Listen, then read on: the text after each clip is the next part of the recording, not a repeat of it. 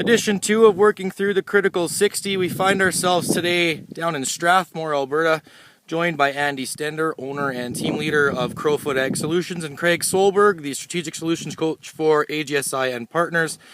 Andy, wondering if you could give us kind of a snapshot and a picture of how the year's gone down in southern Alberta for you thus far, and how you see it finishing up in the perfect world for you. Yeah, so thanks, Keenan. Our year so far has actually gone very well. Very few hiccups. We started the year, you'd consider it as actually extremely dry. Lots of questions about soil moisture heading into the spring and different options on that regard. Managed to get a good chunk of acres seeded, and then the rain started and really has been quite frequent all the way along. Some areas have been absolutely perfect, getting the right amount of rain just in time, and other areas have had far too much rain at periods of time. But in general, crops look extremely good.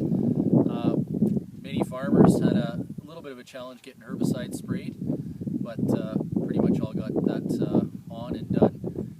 And crops have been looking so good. Most guys have gone and sprayed fungicides, protected the crops that absolutely needed it.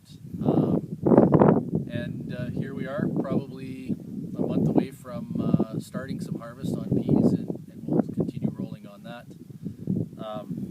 Pretty much the last thing probably on our minds is some insect pressure. They're forecasting a significant amount of diamondback moth this year, and so we're kind of waiting for that to happen somewhere on the line, so we'll be scouting that significantly. We're right on the edge of midge country right here, so wheat midge is a little bit of a concern, albeit we haven't seen much as of right now.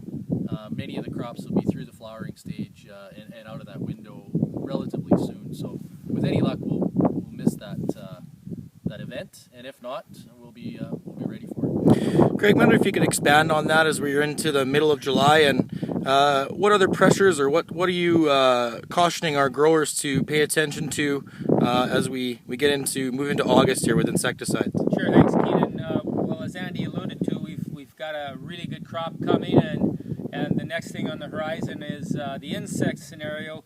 In fact, I believe there's been some cabbage seed pod weevil activity down in this country, and they've been doing some work there already. With the good crop that we have, we don't want to take the foot off the gas, and we want to stay in the field, make sure we know what we have or haven't got. Always midge is a threat. We do know that we're about 2 weeks from a second generation of diamondbacks, and so we need to be scouting for those. Birth armyworms, of course, those would be the main 3 or 4, I think, Andy? Yep.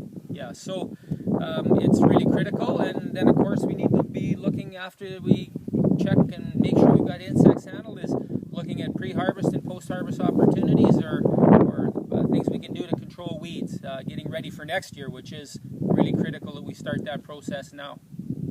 And just a perspective, Craig, on some of the successes seen down here at Strathmore and some of the things that these guys have done that are positioning them as industry leaders across our geography and Western Canada. Well, I've mentioned it many times, and I've said before, I saw their business case, and it was a very difficult one for me to believe that we had people that I had never met that were this passionate, and they've accomplished everything that they've set out to do. And I hear different, I hear new, I hear tell farmers something they don't already know, and these folks not only do that, they can sell, but they spend time with their farmers, they understand their business probably better than they do in many cases, and they're passionate. They want to be number one. I've heard that as well. So take those 4 things and it equals success.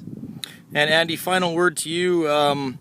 Looking one thing that a grower could probably do that they may not be already doing that you're going to recommend to your guys moving into the harvest season here shortly. Well, really, truly, each farm is different. There's always a different scenario, even field by field. So really, it's just about understanding that acre,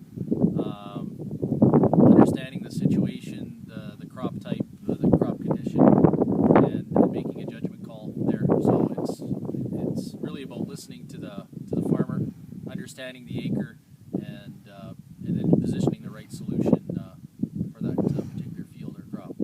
There there you have it. It's about communication and making sure the right solutions are in line to help you get the most out of your crop. Thank you for logging on to agsiag.com from Strathmore, Alberta in the middle of July. We'll talk to you soon.